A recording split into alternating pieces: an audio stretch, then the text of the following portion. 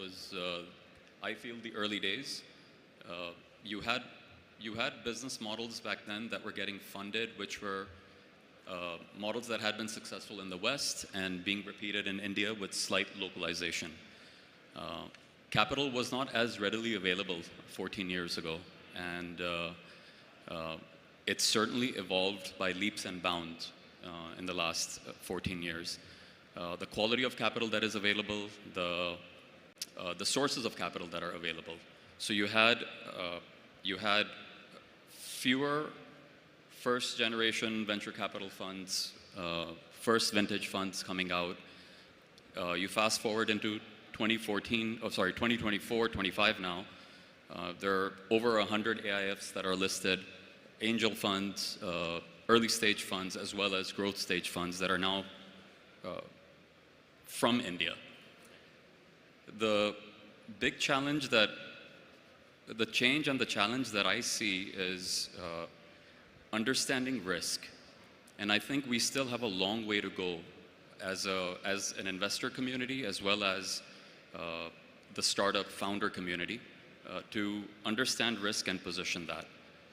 Jeff Bezos actually, I think it was in a recent interview, mentioned that part of the reason that the US sees the amount of innovation that it does is that because it has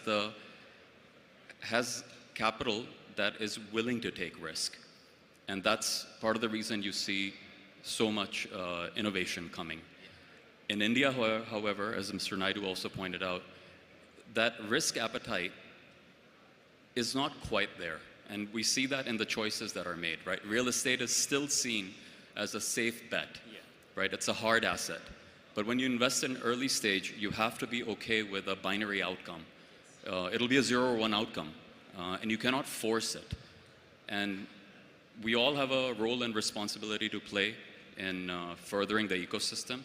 But I think looking at where we stand today, I think the future is really, really promising.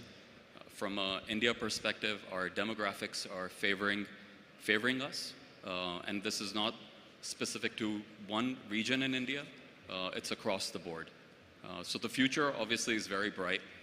And I think that the government is also doing its part to promote this. We have been grateful to, you mentioned the central government's fund-of-fund structure. We've been grateful that we've gotten an allocation from them.